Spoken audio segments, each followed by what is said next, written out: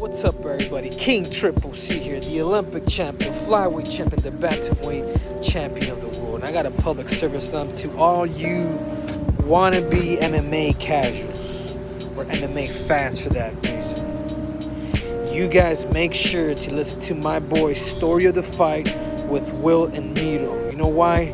Because Triple C said so. And if you don't, you can do me a favor and you can bend the knee to King Triple C 2.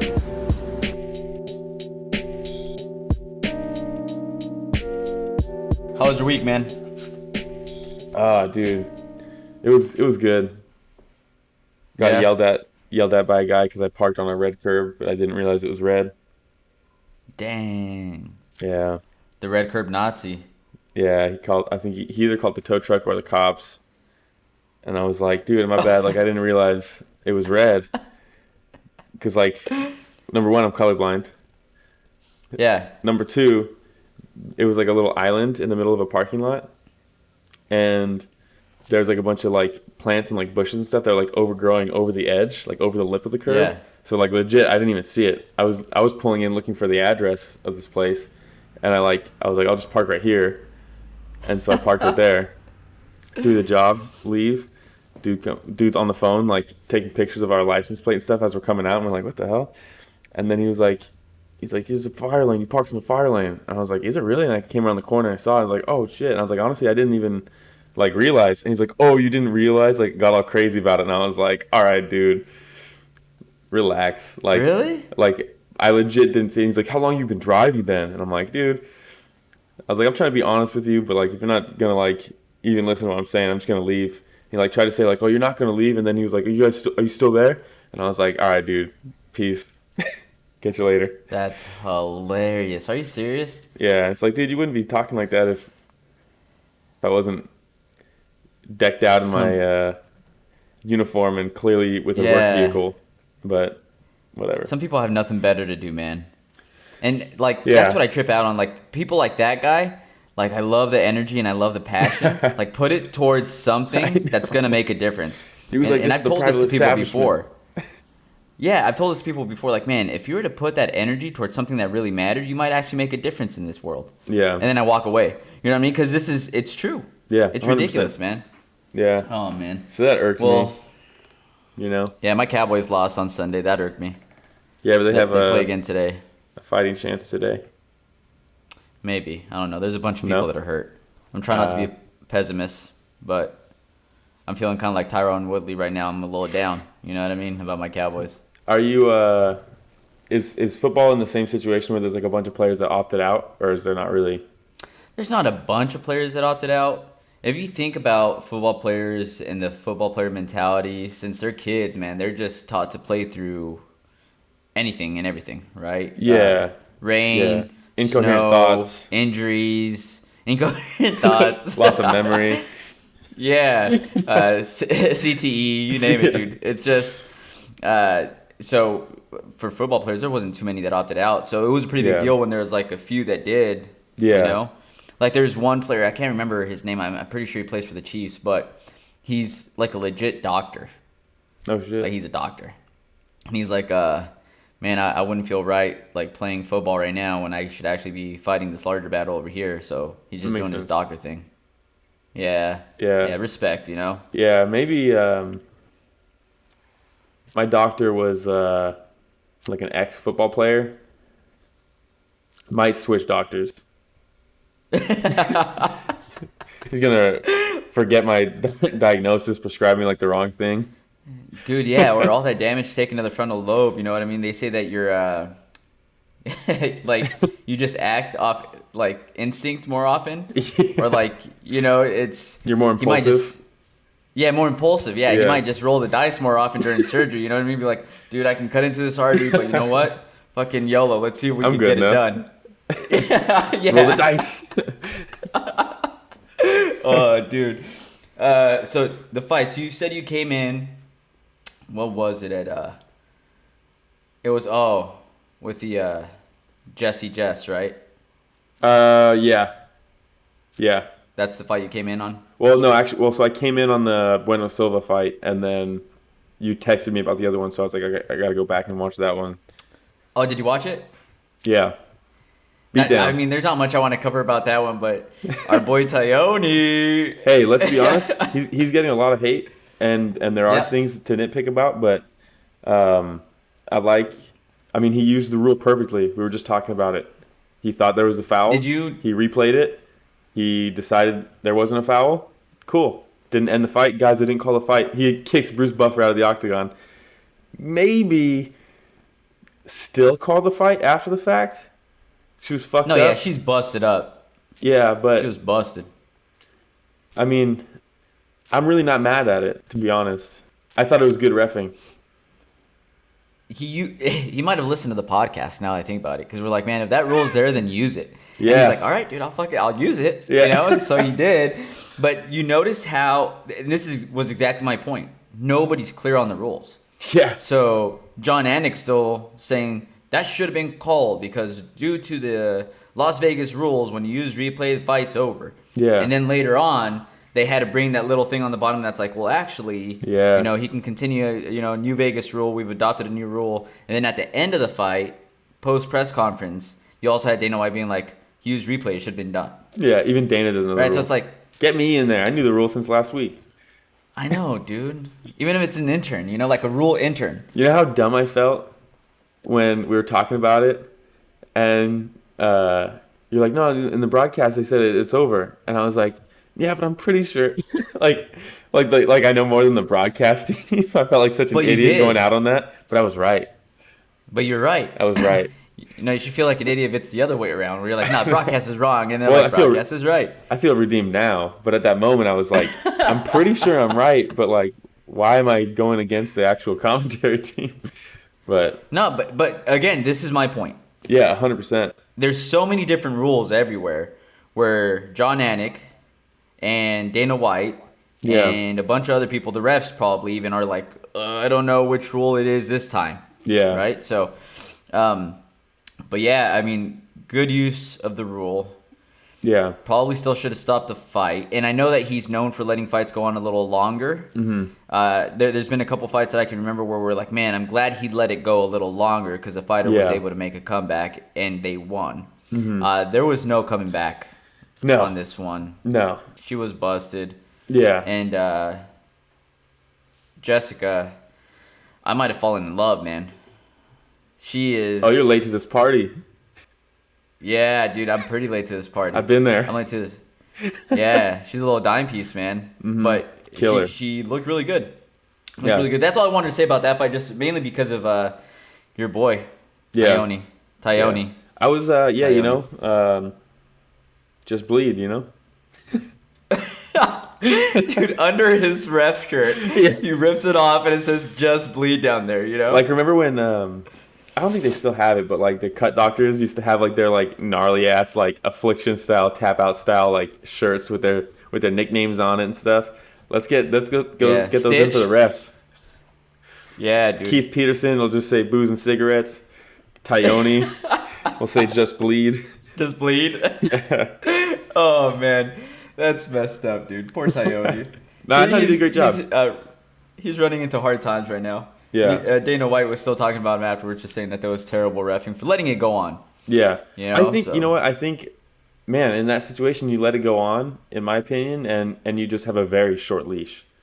I think that's the key. And the only mistake I think he may have made is he asked her, "Can you continue?" And she's like, "Yeah, continue." Oh, she's going to say that, but he should have said, "You better work right here because it's close." At least put that out there. Say, hey, a little listen. warning. Yeah, just listen. You take any major shot after this, and it's game over. Yeah. Any major shot that was bigger than this knee, straight to your nose. Yeah, that's that busted clearly made broken. It sideways. Yeah. Then I'll stop it. Yeah.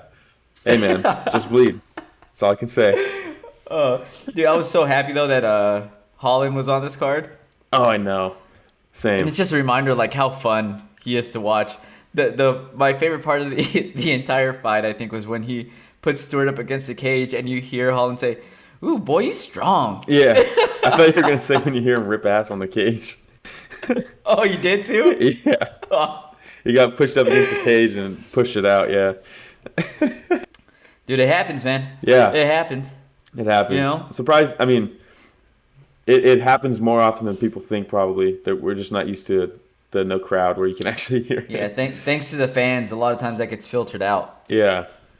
But it was a fun fight. There was some wild exchanges between Stewart and Holland, and you kind of expected those exchanges going in. Yeah, 100%, man. When they announced this fight, I was like, fuck, this is such a sick fight, and I don't want either of them to lose. I really like Darren Stewart. That guy is really cool. Yeah, fun to watch. I love the they just wanted to hurt each other. Yeah. Any way possible. You know, up against the cage. Yeah. Those ear slaps and then Those the foot are brutal. stops and the punches to the thigh, and then Stuart's like, dude, I could punch you in the thigh too. You know? Well, then when Holland's on the ground, Yeah. and he just socks the bottom of his foot. Hilarious, dude. Dude, yeah, man. That was a sick fight. Holland's ability to throw from every angle. He'll throw like a looping uppercut, a snap jab this way, a little like snap hook, like a long hook, and just like come over the top with like karate chops, back hammer fist from the dude, just sideways hammer fist. Yeah, just so creative and just it's one of those fights where if the crowd was there, you'd be watching that and be like, yeah, those are cool, but like I doubt they're really like landing like hard. But dude, with the no crowd, some of those were fucking snapping. That was cool. You could hear it. Yeah. And the only thing I'm thinking about now is, you know, if Holland faces a legitimate wrestler, like a really, really good wrestler, what would that look like? Boring. And he said, yeah, it won't be the same type of fight. But you saw Holland. I mean, granted, it was in the third round, and it was after some high output the first and second round. Yeah. But he didn't really have an answer for Stewart's top game. No, but at the same time, yeah, like you said, late in the fight, Stewart's a real strong guy. The pace of the first two rounds was very high.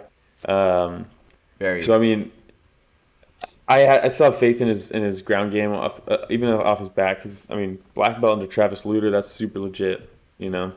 Mm-hmm. So true. Yeah, I'm excited to see his ground game continue to be showcased. We'll see. We'll see who he gets next. Yeah, man. Speaking of ground game. Yeah. I messed up on this pick. When you text me, you're like, I think I messed up on this pick. Before the fight even started. And for me, it was, and this might sound crazy, but it was just watching her warm up in the back with Perillo and seeing the shape she's in. Yeah. And I feel like she's reached a new level of focus for the fight game. And I don't know whether it's that mom power now. I don't know what it is, but she had a kid, she had a hard time before making weight. And you always wondered, you know, how much is she invested into this?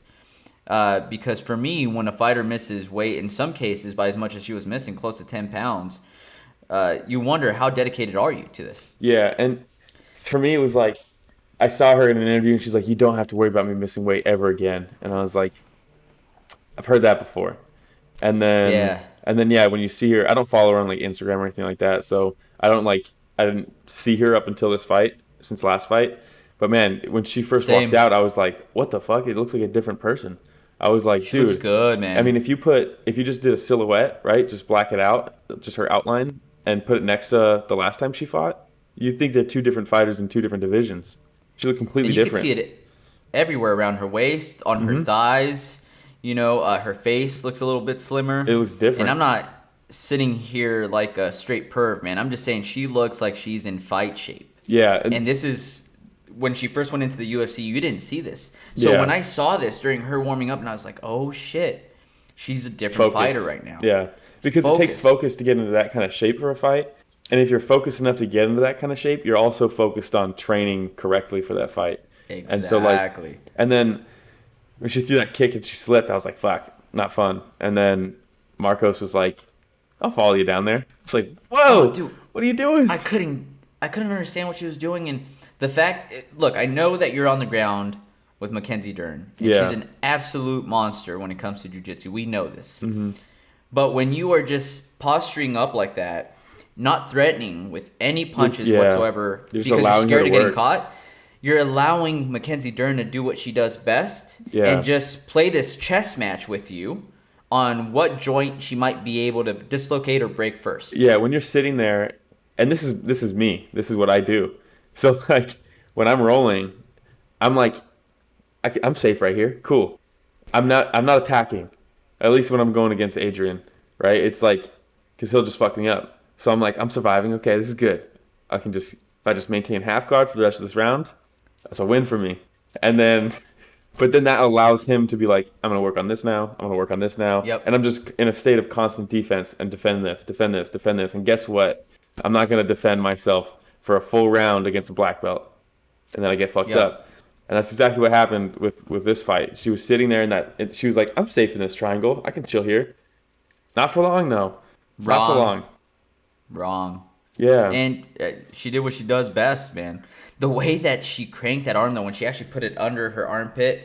Man. And you should, like, it looked nasty. Yeah, it reminded me of... because she hung in there for a while. Dude, it reminded me of when Matt Hughes fought Hoist Gracie, and he got him in the armbar. And Kevin was over watching the fights, and he brought this up too. But like when Matt Hughes has him in the armbar, it's fully extended, and he's just like, yeah. And Matt Hughes was like fucking cranking on it. It was just like that. Markos was like, all right, this is where I'm at. I have this leg. I'll just chill here for a bit. But same thing. I'm safe here now. But Mackenzie Dern is going to continue to work until she gets it, and that's what happened. You can only ride that out so long. Yeah. And there was what, like 2.5 minutes left. Yeah, and some of those extensions at look that pretty point, bad. She finished it with a minute 15 left, but still, that's a lifetime on the ground with Mackenzie Dern. Yeah, and like I said, her arm looked pretty extended. I was scared for a little bit there that we were going to see some type of dislocation because that's kind of gross when you just see the elbow pop up a little bit. Not just that, but when she first went back for the armbar, her shoulder looked like it was like super twisted and pronounced, and I was like, oh fuck. And then she had it under the close side, the near side armpit. At that point, she hadn't switched it over yet, and I was like, dude, this might pop her shoulder, bro. This is gnarly. Yeah, and remember Namajunas versus Van Zandt? Yeah. Where Namajunas had Van Zandt in that gnarly armbar too, and her arm was just so flexible. And there's a couple times I thought, well, we're gonna see a pop right here. We're gonna see a pop. Never did. Yeah. But it was a similar outcome. Yeah. You can only ride that out so long, so. Yeah, that division continues to be fun. I love that division. Speaking of fun, another good segue, Johnny Walker. Man, his fights are so fucking weird, dude. How do you get dropped? He's weird, period. How do you get dropped twice in a matter of 30 seconds and then get a finish, right? What the fuck? He's so hittable. That's the problem. When he got dropped, when he comes in with that kick and his arms are straight down, there's just so many wild exchanges where he leaves himself wide open. Yeah. As soon as he gets that taken care of, we'll see him climbing up in the top 10. Yeah. But there's just some light heavyweights where you do that, man, and you're not going to be able to recover. Mm-hmm. Yeah, a lot of guys. And, man,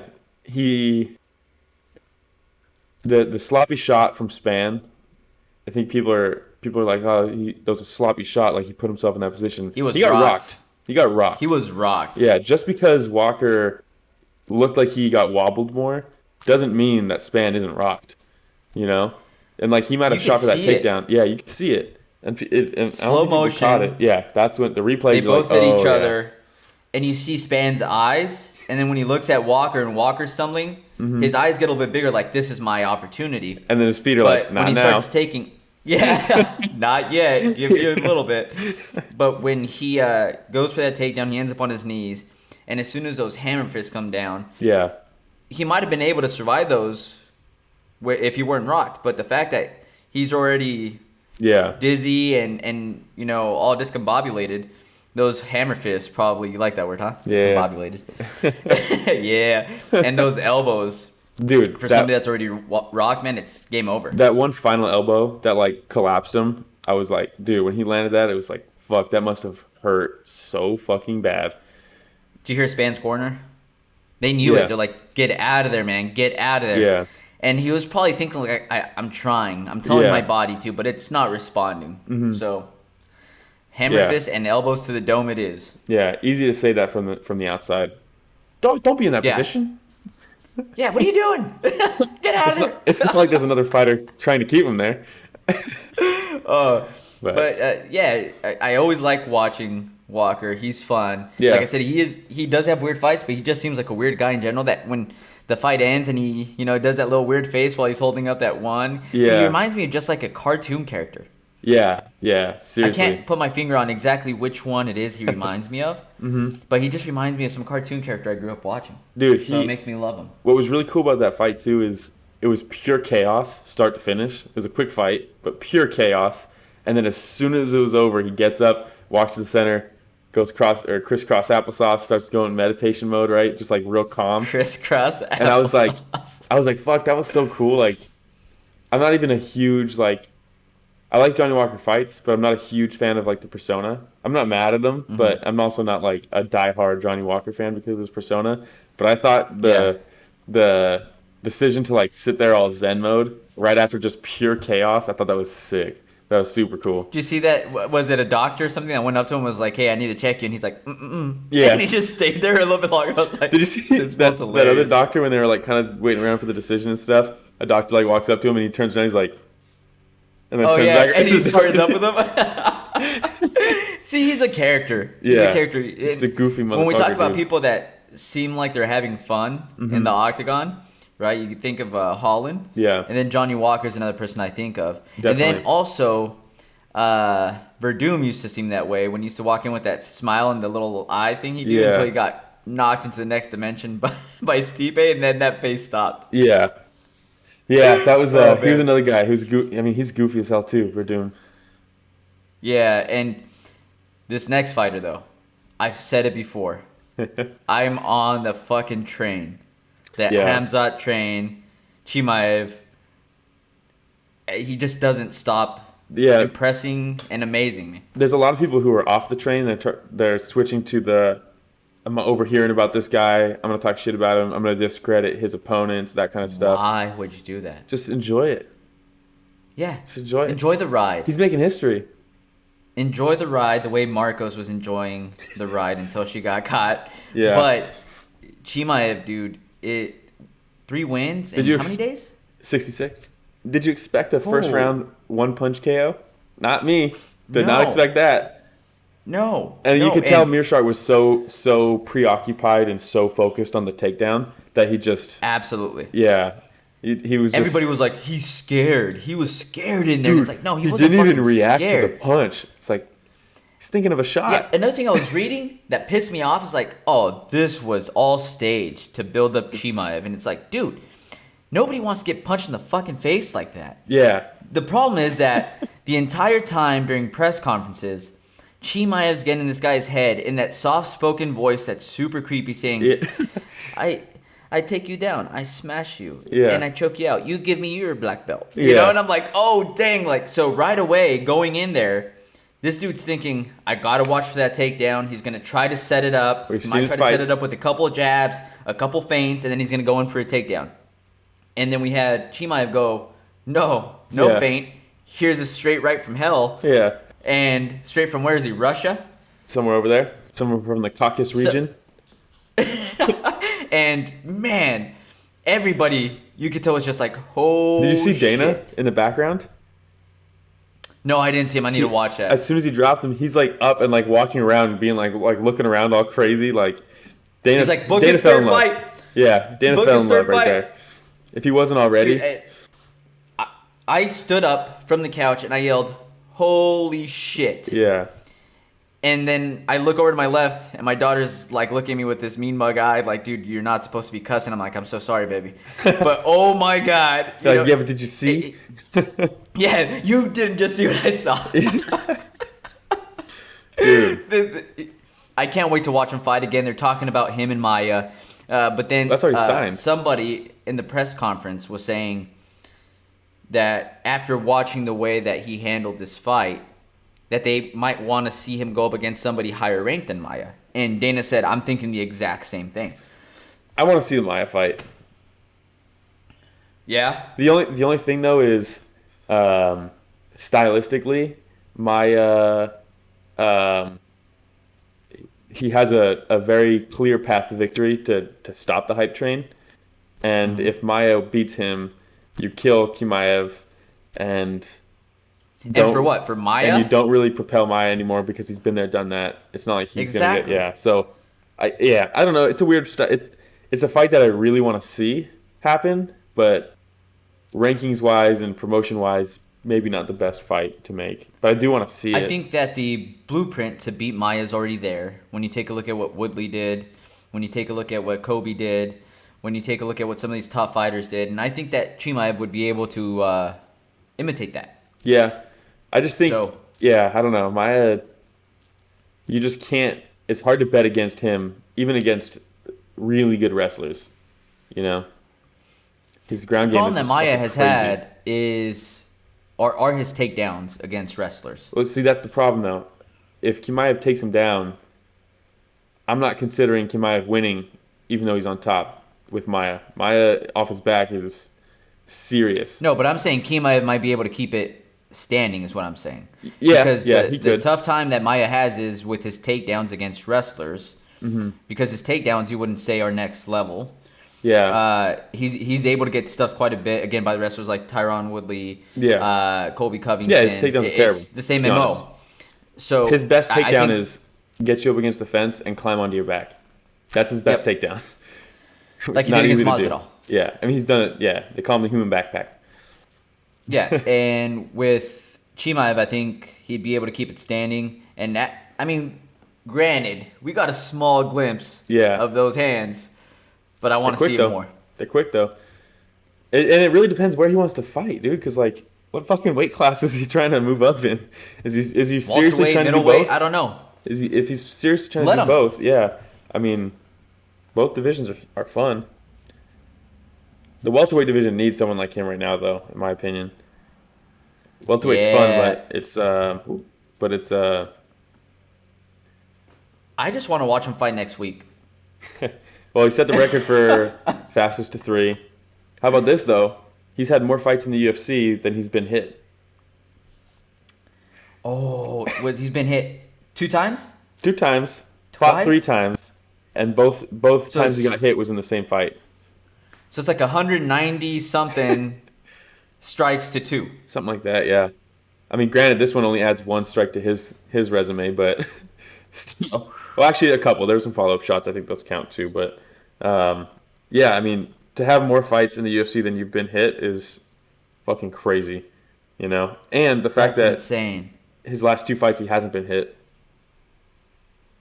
I mean, what are we doing here? Somebody just coming out unscathed. You know, that's what I'm saying. Just book him next week. I mean, that's why he gets more hurt in practice.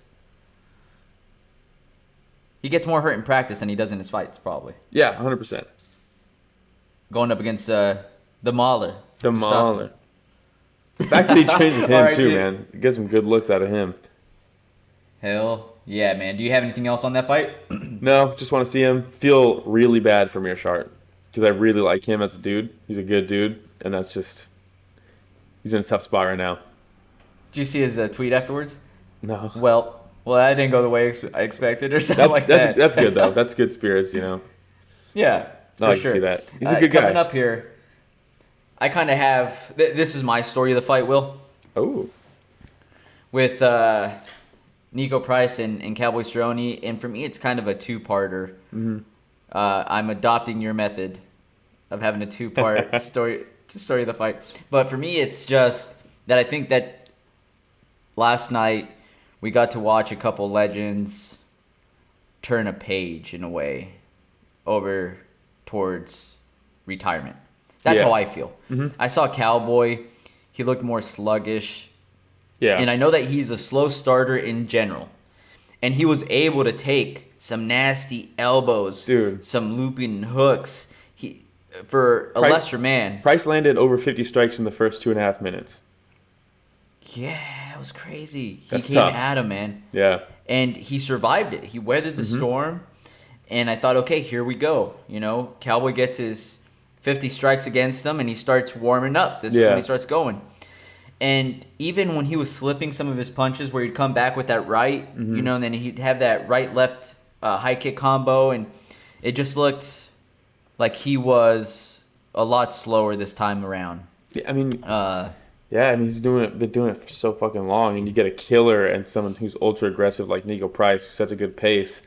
It's just that's what's going to highlight that, you know. And I even thought with the aggression that Niko Price came out with, which, by the way, that's the game plan against Cerrone. Yeah. You have to try to take him out early because he starts going. He gets going here later in the first round and takes it into the second round. So it was a perfect game plan. But I thought, okay, going into the third round, you're going to see Niko Price start slowing down quite a bit. Yeah. And he did just a little bit. But, man, that pressure was still there. Still there. And how about the fact Herzog is my number one ref right now. He's so good. Herzog? Yeah, he's so good. Yes. One warning for an eye poke. Now we're taking a point. It was intentional or All unintentional. refs need to do that. Yeah, because listen, they know the rules. Yeah. One warning and that's it. One warning for fence grabs. One warning for eye pokes. One warning for groin shots. Because here's the reality: is whether it's intentional or not, you're changing the landscape of the fight with a foul. Yep. And so, I put that in my notes too. Good for Herzog taking a point from Price. Because I feel like there's so many fights where it's like, hey, man, I've warned you before. It's like, yeah, they know you've warned you before. That's their fourth fucking warning. Yeah. Like, how many warnings does somebody get? They get told in the locker room before the fight. That's the first warning. Exactly. That's the first warning. Exactly. So if you think about it, the first warning you see in the fight's the second warning. What are we doing here? You know? Yeah. Yeah, so, dude, props to Herzog for sure for taking that point. Yeah. Niko Price, his reactions classic. to the eye pokes were so funny. There was one where... Oh, man, what am I doing? Yeah, there was one where he goes... Where they clash real quick. There's a bit of an eye poke, but Cowboy just kind of waves it off. And Herzog's like, Niko. And then he's like... He looks at Cowboy, he's like, you all right? And then Niko Price is like, yeah, I'm fine. And he's like, not you, him. It's so funny. Fucking classic, man. And the Cowboy even mentioned in the post-fight press conference how he really likes Niko Price. Yeah, he's a good guy. He likes his sportsmanship, and he's game. He's like, man, after the second eye poke, as soon as we touch gloves, dude tries to kill me right away, and he's like, man, I like that. Yeah. I like that. Well, how about this Cowboy? mentality that both these guys have. Cowboy had a little Mark Coleman moment and was, in my opinion, was a very clear intentional headbutt. He literally... Oh, is that when he came in and jumped up? Yeah, I saw that too. I saw that too, and I was like, hey, it is what it is. Yeah, just bleed. I mean, he did get both of his eyes poked. Yeah. But you could tell that they had a lot of respect for each other. And then, did you get to see the interview with Megan O'Leary? Yeah. Dude, okay, yeah, keep going. I just love that interview. And for me to get to see a fighter under the bright lights get to fanboy out and show so much respect to another fighter, for me is super refreshing, especially on this card where you have a Colby Covington versus a Tyron Woodley, and then you see the exact opposite end of the spectrum with Cowboy and with Niko Price, and they're both game, they both love to fight, they're there to really hurt each other, but at the end of the day, they're family men, they're husbands, they're true mixed martial artists. Yeah. And that respect, man, was just awesome. Yeah, it's part of why the sport's the best sport in the world. You just don't get that anywhere else on such a raw, unfiltered, landscape. The level of respect that you get from somebody and that you have for somebody after trying to beat the shit out of each other, nothing can compare to that. Nothing. You know what I mean? Yep. Football, so man, that quarterback, I couldn't get to him. I have so much respect for him. It's different. His offensive line helped with that. Well, it's not just that. It's just the stakes are so low. Oh, yeah, I didn't get to sack him this game. He's so good. Cool. This one is, I couldn't knock this motherfucker out. I gave everything I could to destroy this person, and he stuck in there and gave it back to me. It's just, you can't compare him, you know? Yeah, and the way that he was saying, I try to copy my career in, what I do, around Cowboy Cerrone's career, and he was just giving him so much recognition. And the part where Cowboy says, "Yeah, my little boy called me," he's like, "Dad, you're my hero. You're my superhero." And you see his eyes start getting watery, and I look at Niko Price, and I see his eyes start getting watery. Then I look at Megan O'Leary, and her eyes start getting watery. And then my eyes start getting watery. And then Niko Price is like, man, I have 5 kids too, bro. I know how you feel. And I was like, dude, what is going on right now? This is such an emotional moment. But it's so awesome to see. Yeah. And as a big Cowboy fan, I love Cowboy. Yeah. And again, as my story of the fight, I don't like to see him in a position where he's technically lost 5 in a row. If it weren't for that eye poke, he would have lost this fight. Yeah. By majority decision. And I don't want to see him put himself in a situation where, even with fun fights, he's putting himself at risk to get knocked out and to lose lopsided cards. And I don't know. I don't want to see it. He said something that for Cowboy to say this is almost like a retirement. He said, I don't want to fight again in 2020. See you in 2021. Yeah, but he said Cowboy. Fucking January. True, but that's a step away from what he normally does. You know what I mean? In the press conference, they asked him, they're like, man, you're saying that you're thinking about stepping away for a little bit. He's like, yeah, that's exactly what I'm thinking. And whoever asked the question was like, yeah, you might want to step away and kind of miss the sport again. Yeah. And take some time to yourself. He's like, that's exactly what I'm thinking. So I'm going to take, a lot of time off. I might be back January. Yeah. And I was like, wait, time out. That's right around the corner, dude. Yeah. What are you talking about? But for Cowboy, for somebody that just tries to be as active as possible. It's a long time. You're right. It's a long time. And that's I've like never Chimaev heard him say coming that. In and saying like, hey, I'm going to take a break. Yeah. He's like, yeah. You just don't see that from Cowboys. And it might be a sign that he's starting to think it might be time. I mean, he's got to be thinking hang him that, up too. He's got to be, I mean, he has Danger at home. He has Riot at home. He's got his wife at... Dude, those names, by the way. Yeah. The classic. Legit. But, let's see him hang him up. And if you don't have anything else on this fight, we'll transition. Because, again, my two-parter, we continue talking about legends. Yeah. Where it might be time for them to consider something outside of the octagon. Yeah. And you have Tyron Woodley. Yeah. I've never been the biggest Woodley fan, but I've always respected what he did in the octagon. For me, I've always been a Woodley fan, but I don't consider him a legend. Yeah, he was the champ, no. and you could argue that anybody who's been a champ should be considered a legend, and I can see that point, but the blueprint to beat Woodley has been there since Rory fought him, and I think if Rory stayed in the UFC, he would have been champ if he fought Woodley again. He has a right hand. He has amazing wrestling that he refuses to use offensively. He used to use it back in Strikeforce. He used to use his wrestling all the time. Was considered a boring fighter because of it, so he was like, I'm going to start throwing hands. And he was like, just kidding, I'm just going to throw this one hand.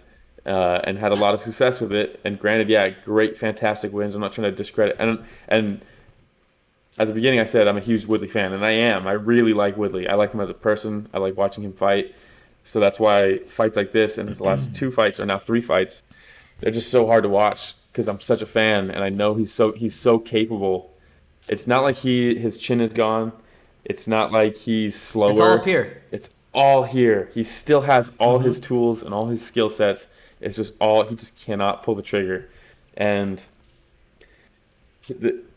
so what happened is he fought Wonder Boy, and they came up with a great game plan for Wonder Boy. It's Wonder Boy has pressure and then relieves his pressure, and when you come back, he catches you and you're done. So he was like, I'm not going to give him that. I'm going to sit with my back against the cage the whole fight, force him to come to me, and I'm going to land this overhand right. And granted, people hate those fights. I watched the first one live with you. I love those fights, especially live. Me too. It was like edge of my seat. Any second something could happen.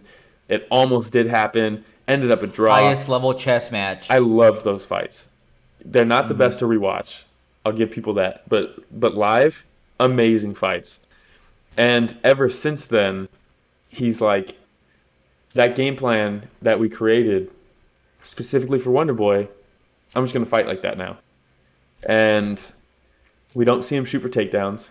We don't see him as an aggressor. There's no flurries. There's no feints. He slips perfectly still. He slips these shots for countering so well and then just doesn't do anything back. and it's so frustrating to watch. And I told people, everybody who asked me who I thought was going to win this fight, I was like, Colby's going to win this fight, but I really hope Woodley wins it. And style-wise, Woodley, you cannot put him up against a pressure volume guy right now because he's never going to get off. He's just going to go straight to the fence, never get off, and they're just going to set a pace on him. And it's exactly what happened. And it's so frustrating and disheartening to watch because you see the frustration. Well, you don't even see the frustration. It's just it's almost like a lack of. It's like he's not in there. He's in there just to survive the fight and evade as many shots as he can. But that's what I said on the last fight. Yeah. That's what I said in the last Woodley fight. It just didn't seem like he was there. Mentally, he wasn't there. Yeah. And his coach, Dean Thomas, obviously a great fighter in his day, great coach. And he talked about when he retired, it's because he stopped wanting to go in there to hurt somebody and instead would rather take them out to dinner and have a conversation with them. And that drive. You think Woodley wanted to take Colby out to dinner? No, but I think the first part is true. He's not going in there looking to hurt people anymore. You know? Yeah. Like that killer instinct. Yeah, because that killer instinct's not there. There's no drive to damage people like he can. Like, dude, he hits so hard and his timing is so good, and it's just gone. I don't know what and it sucks to say because I honestly don't want to see him fight again. You know what I mean? And again, that's why it was my two-part story. This is my story, too. I'm on the same boat. Yeah. I'm on the same boat. I don't want to see him fight again for a lot of different reasons. One, I don't want to see dude get hurt because when you go in there with that type of mentality, that's when people end up getting hurt. And he did. He did get hurt in this fight. I don't like seeing that. Him screaming in pain. I don't like that. I don't want to see that to happen to anybody. That sucks. Yeah. And especially with no crowd. Fuck. I know the UFC is not going to do him any favors. I know Dana White's not going to do him any favors. They're going to continue throwing killers his way. Dana said he wants him to retire. He wants to have a talk with him. Yeah, but that's if Woodley doesn't want to retire. No. They're not going to do him any favors. If he stays, no. Yeah, they're going to continue throwing absolute monsters his way. Oh, man, don't do that to him. They're going to use him to propel these younger guys. That's what's going to happen. And I don't want to see that for Woodley either. You know, I know you don't. You said you don't consider him a legend. I consider him one of the most recent legends in the sport for what he's done. Again, I've never been a big Woodley fan. Yeah. A lot of times I thought that he kind of thought a little too highly of himself. Mm-hmm. And I think that's part of it. Yeah. I think that there's this fear that he's going to go in, let his hands loose, and he's going to get caught. And he doesn't want to go through that embarrassment, or I don't know what it is mentally. What's weird is I see that too, but then I stop and think, I'm like, when has that ever happened though? You know what I mean? And that might be that he doesn't want it to happen. Who was it that knocked him out pretty bad up against the cage? Do you remember? No, he got rocked like bad. Did he? Slept. Yeah, up against the cage. I can't remember now. Was it in Strikeforce? Are you talking about when he fucked up Nate Markort? Was it? I want to say. Oh no, it was Markort, but that's so old. Slept him. Yeah, but that's the only time I can think of that happening. Other than that, I can't think of that happen. Yeah, but again, when you start drinking all your own Kool-Aid, and you become the champion, and you continue telling yourself, "I'm the best welterweight of all time," and then you surround yourself with a team that tells you you're the best welterweight of all time. If you were to fight GSP right now, you'd beat him. It doesn't matter who we put in front of you, champ. You're going to beat him. You're the best welterweight of all time. After that, you probably don't want to ever risk getting knocked out like he did against Markos. Yeah. I don't know. And that's just me trying to play psychologist, which I have 0 degree in. Right? But I'm just trying to think, like, what could it be? Because I could just see there's something going on inside of his head that's holding him back. Yeah. And I just can't put my finger on it, and it's frustrating. But I know that this isn't going to be something that's going to be fixed soon. No. So I don't want to see him put himself in a position where he gets hurt. Yeah. And the problem is they haven't, since losing the belt, he's fought top contenders back to back to back. So it's not like they're going to drop him to a lower level of competition that he kind of maybe regain some confidence with his hands or something. But I mean, I mean, he was still ranked number 5 in the world going into this fight, if I remember correctly. Yeah, and he fought someone whose last fight was for the belt. You know? Yeah, so I mean, you're going to give him somebody else that's... He hasn't fought since I believe that was his last fight. But for somebody that's in the top 5, he's not going to fall too far back on the rankings. He's probably going to end up finding somebody in the top 10 again. Yeah. Which, again, it's just full of absolute monsters in that division. Yeah, I mean, I'm looking at the list right now, and it's like the people who are ranked under him are Stephen Thompson. Don't need to see that. Damian Maia. Don't need to see that. Not a third fight. Chiesa. Not a second fight. That's a decent fight. I think Chiesa beats him, though. Dos Anjos. Vicente Luque. Don't want to see that fight. Don't want to see him fight Neil Magny. Don't want to see him fight Jeff Neal. Then we have Nate Diaz. That's never going to happen. Anthony Pettis, probably not going to happen. And then 15 is Robbie Lawler. Where does he fit into that? Maybe Chiesa? But... And again, that would be used to kind of help catapult Chiesa. Which he needs, though. I like Chiesa. Fuck. I love Chiesa, too. Yeah. But, again, just when we're talking about legends, or maybe not a legend in your eyes, but somebody that, has meant quite a bit to the sport recently, you don't want to see somebody go through this. And for me, it's just that mental struggle. Yeah. His biggest opponent right now is himself. 100%. And maybe it was the pressure. He said because the narrative of this fight was basically Black Lives Matter versus Trump. Let's be honest. Woodley's very vocal for the Black Lives Matter movement. He's always has been, not just recently, always has been. He stands for that, basically. And Colby is the antithesis of that. Antithesis? He's the opposite. He walks around with the Keep America Great Again hat, or Keep America Great. He is signed by Donald Trump. He just met Donald Trump. Trump called him after this fight. That was hilarious. I was on my feet. To see him get shaky. Yeah. And let's go. Trying to figure out. Let's put that aside for a second, because I want to go deeper into that. But for sure, the narrative of this fight, and they have bad blood together, or with each other. So it was almost like that was the narrative. And if you go through these past Instagram posts and social media posts of Tyron Woodley, all the comments are, do it for your brothers, do it like putting him on this pedestal and choosing him to be the voice for them in this fight against someone like Colby. And he was talking about how he's not doing it for that. He was like, yeah, that all that stuff matters, but this is me versus Colby. I'm not gonna put that on my shoulders.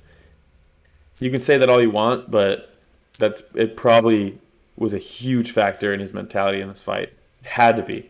There's no way it's not. And that's part of the reason why it was such a sad fight to watch for me. I didn't enjoy that fight for 1 second. Not for 1 second. Really? No, I hated it. I hated every second of it. It was the only thing I was thinking of. Like, let's go. Let's kick it into gear. Pull the trigger. Those his slips were perfect. Slips were perfect for countering. And with that story behind it, it's like, yeah, I know Colby's just a character, but the character still is a symbol for something. And it just sucks. It's like old school WWE. Yeah. When I remember you had your Hacksaw Jim Duggan, you had your Hulk Hogan. This is before your time. Yeah, I know who Hulk Hogan is. Don't know. I never followed wrestling. But there is also this character named the Iron Sheik. Yeah, okay. Right? And he wasn't from the Middle East. Yeah. But that was his character. And just that whenever Hulk Hogan would fight this guy, it turned into something bigger than just that match.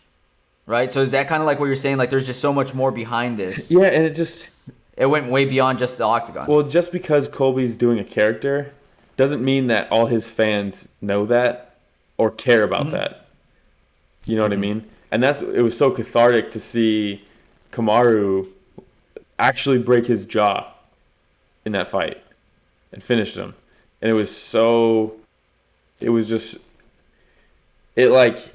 like, yeah, the world is right. It gets settled. 2 men settle this, and this is what the outcome is.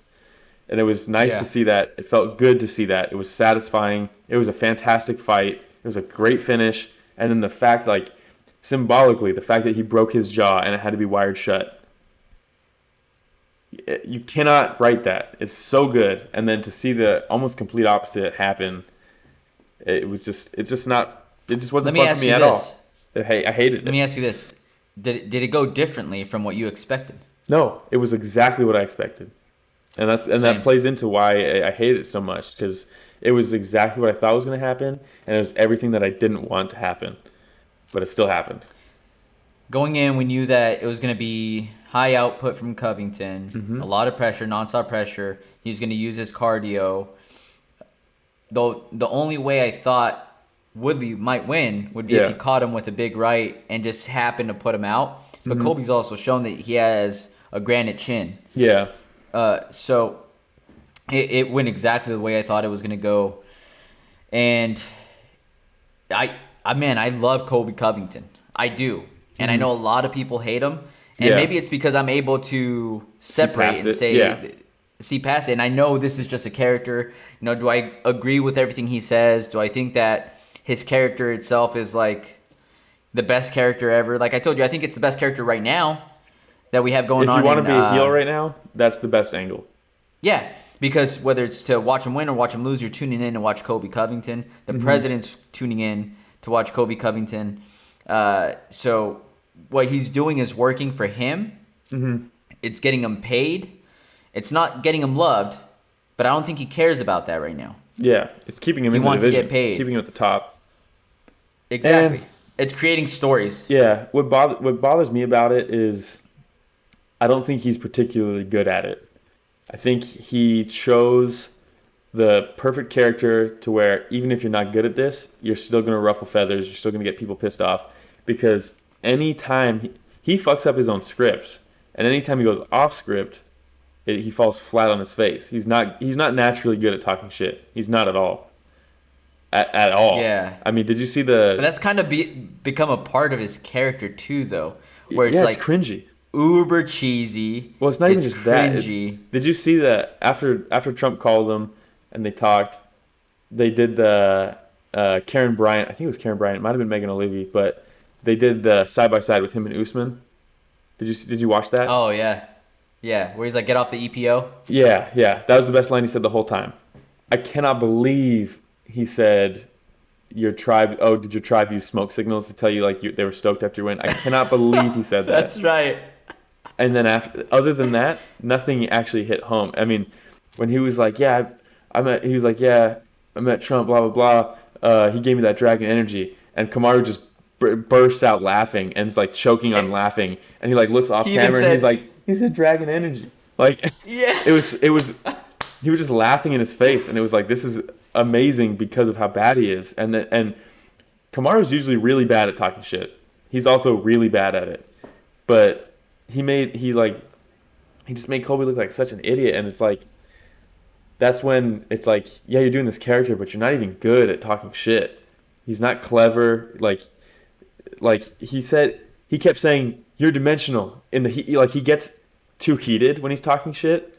That's the problem. Yeah. And he stumbles over his words. He can't. He's like, you're dimensional. You're dimensional. What do you mean? Yeah. He's dimensional. I heard that too. We're all dimensional. Yeah. We all live in this dimension. We're all dimensional. So I know he's trying to say you're one-dimensional.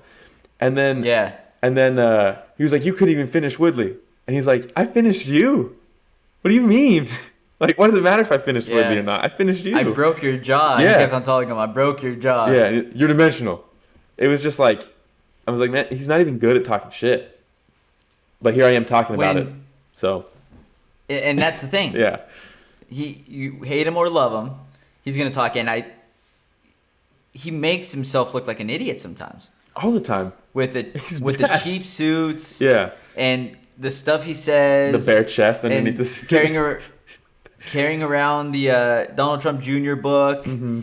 And talking about dragon energy. Yeah. But this is just his character. Mm-hmm. That's the thing, and it makes a lot of people hate him. Yeah, it does, and it makes the president love him. Mm-hmm. So, dude, when they put Trump on speakerphone in that interview, I was like, What are you doing? Do not do that. And was it Megan O'Leary that was like, make sure you let him know? Yeah, because like let him know the he's fact on that speaker. we have to say that about the president. Hey, just hey, we're live. We're live. He's on speakerphone. There's microphones. Let him know. And he didn't even tell him. And I was like, fuck. I hope Trump has a TV Ticking time on. bomb. I was like, I just hope he has a TV on, because Yeah. I'm not a Trump fan, but I don't know why, but my natural instinct was I don't want him to say some shit that like could potentially be disastrous. I don't want that to happen, regardless of if you like the president or not. I just didn't want to see that. I mean, part of me obviously Dude, wants regardless that, of whether you like the president or not, at the end of the day, he's running the country that you're living in. And if it can cause some more shit, you're like, dude, there's already enough stuff going on in 2020. Like, let's not cause any more big drama that is started by Colby Chaos Covington. I honestly thought he was going to say something racist, like referring to Woodley, like thank God you beat. You know what I mean? Like, I honestly thought he was going to say something racist.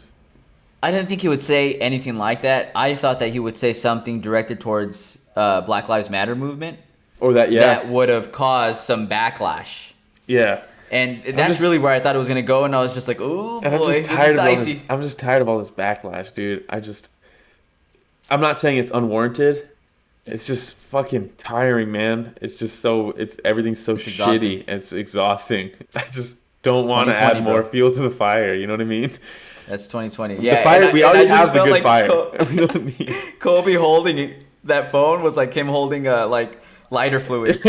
You know, where he's and looking at his paint, just like yeah.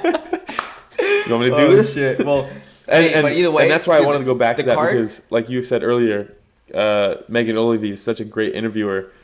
That's an insane task to hold that interview and continue that interview after that happened. I mean, yeah. I mean, we've done 2 interviews now, and I can honestly say I don't think I'm very good at interviewing people. And I'm not saying the interviews are bad. I just don't think I'm just not there yet, right? Naturally, I'm just not the greatest interviewer right now. I think I'll get better, but for her to be able to take a back seat for a sec and just let him have a full conversation with the president of the United States, no matter who the president is, and then instantly go right back to asking your questions, that's fucking hard, dude. I can't even imagine. True professional. Yeah, I can't even imagine how hard that was. True professional. Yeah. Yeah, if that were me on the other end, I would have been like, well, fuck, dude, I just got topped. How do I top that? Yeah, I'd just be like, all right, yeah, interview's over, right, guys? And then, yeah, massive respect to her always. For sure. One thing I want to say about the fight, I've always thought is one of the best in the game. Yeah, one thing I wanted to pull up in the fight, too, is round 4, the total strike numbers. Have you seen this? No. 104 landed for Colby, 5 for Woodley. And that's pretty much his last 3 fights. That you can describe that as his last 3 fights. Not to go back to the downer, but it's just... I have nothing else to say about that, man. It's just... It's sad. I feel like I've already said everything I can, in both about Cowboy. I love Cowboy. Woodley, and I've said it before, I'll say it again, I've never been the biggest Woodley fan, but I respect what he's done in the sport. Mm-hmm. And when you have so much respect for somebody, for what they've done, it still sucks to see him in this position. Yeah. So, hopefully Uncle Dana has a good talk with him, and we'll see what we're able to come up with. Yeah. I mean, he has his rap career, right? No. No, he does not. He has a TMZ journalist career. Listen, I'm sure he's got tons of money. I'm sure he's got avenues to make money. I don't want to see him fight because it's just sad to watch. I just don't, and I don't mean that like the word I could describe, and it has a negative connotation, which I don't think it needs to, is pathetic, to be honest. Like, and even saying it right now, it feels so harsh. And like, who am I to say? It did sound harsh. Yeah, and it's like, who am I to say it's pathetic to watch someone fight like that? Because what am I? I'm not going to go in there and look any better than he did. But it's just like when you see like, it's pathetic to watch. It sucks. Mm-hmm. And I don't mean that with any disrespect or anything like that. It's just he just has nothing. There's no answer. There's no offense whatsoever. It's just, and I feel like he has nothing else left to prove. No, he was the champ. He's the champ, and so arguably one of the hardest divisions. Yeah, when you have nothing else to prove, and you just don't have it in you anymore, mentally, emotionally. Yeah. When you go into that octagon, then why continue hanging around? Yeah. Why? Why And you're just taking damage? I don't know. There's any. Yeah. You got a family at home. Just do your thing, man. Yeah. Go continue making rap songs that people don't want to download, and keep on talking TMZ journalism. Yeah. I don't know. I just don't want to see you get hurt anymore. If Colby was actually clever, he would have walked out to Tyron's song. But he didn't. I don't know if Uncle Dana would allow it. Dude, you got it. That would be It'd hilarious. It'd be classic. That would be hilarious. So with Colby, he's talking Masvidal or Usman. Fake Usman, as he calls him. Mm-hmm. Marty from Nebraska. Yeah. So what would you want to see? Put him in with Masvidal. In my opinion, it's crazy to say this. A win over Woodley doesn't get you a title shot, in my opinion. Not now. Nope. It in my opinion, it did for Gilbert Burns, but it doesn't now. Because now it's 3 fights and I think exactly the same. I think Colby kind of knows that by the way Yeah. that he was talking afterwards, where he was like, "Yeah, I'll take Usman," but that drama between Usman's always going to be there, where they want to fight. Mm-hmm. But the fact that he was like, "Man, I'll fight Masvidal. Masvidal's next. I'm coming for you, whatever." But he wasn't stuck on low. No, I'm only getting a title shot after this. Yeah. Because you're not going to skip. Have they announced Usman versus Gilbert Burns? Is that going to happen? I don't remember if there's a set date, but I know that Dana has said multiple times the next person to get the title shot is Burns. It should be. He's earned it. Yeah.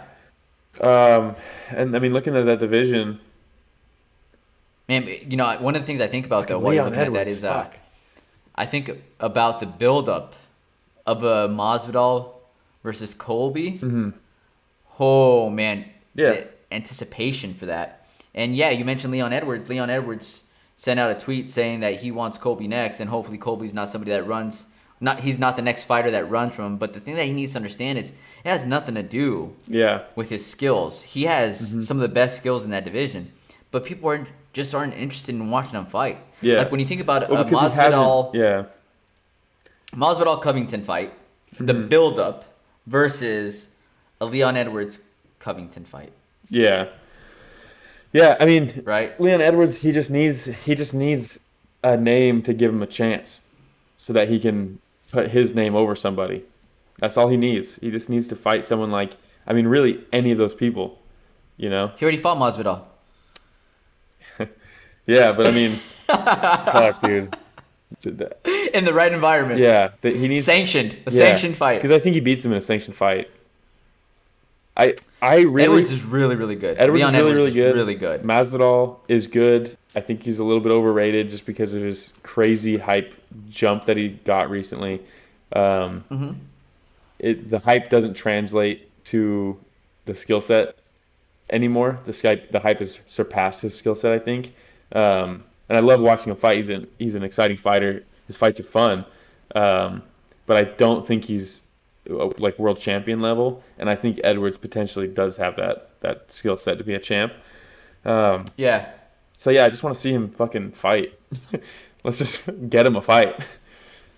When's the last time he fought? He fought Dos Anjos in July 20th, 2019. It's been over a year. I mean, what are we doing? Yeah. Get him in there. Just fucking get him somebody. Shit. Wonder Boy's calling him out now, finally. That's a fun fight. It's backwards in the ranking, but he just needs a name. How about this person that currently has his own hype train going on right now? Don't say Chimaev. No, it's too jump. It's too big of a jump. It's too big of a jump. But okay. Picture this. So we talk about. Sorry, dude. I talk Chimaev and I start getting excited. Yeah. Right. But you're talking about put him up against a Maya. Mm-hmm. You can't build Maya up anymore. Yeah. And it doesn't. A loss against Maya would completely derail Chimaev. Put him up against a Leon Edwards. It would build Leon Edwards up based off the hype train that Chimaev is coming in with. Yeah. And if Chimaev gets his first loss there, then it was against a Leon Edwards has potential to be a champion. You want to hear who he would be jumping in the rankings? Yeah, who? Robbie Lawler, Anthony Pettis, Nate Diaz, Jeff Neal, Neil Magny, Vicente Luque, RDA, Michael Chiesa, Damian Maia, Steven Thompson, Tyron Woodley, Jorge Masvidal. Jump him. You can't do this. You can't do that. You just can't let that happen. Oh, but you know who would? Yeah. Dana. Uncle Dana. Yeah, he would. You know? Because he... You're telling me you don't want to see... don't agree with it? You don't want to see Chimaev versus Jeff Neal? That'd be fucking awesome. That'd be cool. And if, you know who else I'd like to see him? Yeah. But I think by doing... If you were to do that and say he beats Leon Edwards, it's so crazy. I don't even know why I'm saying this, but say he does that, the hype can only jump so much. But if he fights someone like Jeff Neal, and then he fights Vicente Luque, and then he fights... And then... Ooh, Vicente Luque. Yeah. So you just keep giving him these guys. Oh, that's a fun one, too. And then all of a sudden he's up. So it's just... Can't even see him anymore. And... He said if anybody gets hurt, Gilbert Burns or Usman, he's ready for that fight. And I could see that happening, right? Like I could see Burns getting hurt. They could literally be like, yeah, we tried like 6 different guys. They all said no. Chimaev said yes. And really, in reality, they only ever talked to him. Didn't ask anybody else. Yeah. And the thing, again, one of the things that a lot of people dislike about Dana and the current state of the UFC is that there are people that get jumped. Mm-hmm. Right? When we take a look at a league, like Frank Camacho was saying, it's not like a league where you take out this part, so that means you're next in line. Yeah. Right? People get jumped. Mm-hmm. And the thing about Dana is that he's also a fan of the sport. Yeah. And so a lot of these crazy fights that we think about that we're like, man, I wish I could see that happen. You know who else is thinking that? Yeah. The president of the UFC. Mm-hmm. So he's going to do whatever he can to give the fans what they want to see and to give himself a fight that he wants to see. Yeah. So that's why I don't put anything out of the realm of reality, possibility. I do think you might be the only person in the world calling for a Chimaev versus Leon Edwards fight, though. I might be, and I'm going to put it out into Twitter world and IG world and see if anybody else is on that train. I mean, here's the thing. You might be the only one saying it, but I guarantee if you put it out there, there'd be people like, fuck it, let's do it. You know what I mean? I personally don't want to see that. I can't put my stamp of approval on that fight. But would I watch it? And yes. I get where you're coming from, though. I would watch it. I get where you're coming from. But I'm just thinking of it from pure entertainment. No, yeah, and I see where you're coming from. That's what I'm thinking about. Yeah, I see where you're coming from. You know, and I think that's why I love talking to you because you're like the voice of reason for me sometimes. Yeah. Where I'm just like up in my own world and I'm just like, dude, this fight would be insane. You're like, no. Wait a second. Yeah. Like, think about all these other people, you know? Yeah. But, dude, just, again, when I think about pure entertainment, I would love that fight. Yeah. It'd be, and Leon Edwards again. The fight would be fun as hell. You know? These things take time. Let's do it. All right, man. So that's all I got on Covington, Woodley. Overall, I thought the card absolutely delivered. Yeah. Exciting, action-packed, you know, TKOs, submissions, left and right. I think it was a 14-fight card. 14-fight card. And it was 11. Was it 11 finishes? It was a fun card. 4, 5, 6, 7, 8, 9, 10. 14 fights, 10 finishes. Pretty sick. Such a fun card. And yeah. I remember looking at this one saying, like, this. If this was a pay-per-view, I'd be like, sure. The only reason it's not because there wasn't a belt on the line. That's the only reason it wasn't a pay-per-view. Other than that, it was just stacked. Yeah. And I absolutely loved it. And that's another reason I love the UFC is that you get a 14-fight card. Yeah. And it's got star power written all over it. And even if it doesn't have star power written all over it, people bring it. You get exciting fights. People bring it. So, UFC, I love you. That's all I got to say. Yeah. We should probably I want to do a preview and picks video for next weekend because we have a fight next weekend. It's a fun card. I can't wait. Yeah. That's a fucking cool card. Ricky Martin versus Israel Adesanya. That's gonna be a good fight, man. Yeah. Dana was saying that this has potential fight of the year written all over it. I mean, stylistically, it's a very fun. Anytime you have these two styles clash, it's fun. Counter striker versus fucking pressure. Somebody that's gonna be pushing forward, nonstop. And Ooh, I can't wait. Yeah, it's a good one. I can't wait. We should do a preview and a pick video for that, similar to how we did for 252. We should do one for this one too. Yeah, I'm down. Yeah, I'm down. Just tell me when. Hell yeah. Sound good? Yeah. Sounds good. Well, that's all I got. You got anything else? Nope. No? All right. Well, everybody, thank you for listening. Story of the fight. All right, everybody. Thanks for listening to the Story of the Fight. We really appreciate everybody's support. If you don't mind hitting the subscribe button, and when you do subscribe, make sure that you hit the notification button as well. That way you get notified whenever we upload anything new. Don't forget to hit the like button. It goes a long way for us. And leave some comments. We love interacting with everybody. Yeah, and if you want to stay even more up to date, you can follow us at Story of the Fight on Instagram and Twitter. And you can email us at storyofthefight@gmail.com. Ask questions, give us feedback, critique us. We want to make this better, and input helps us do that. Thanks for listening to Story of the Fight, everybody.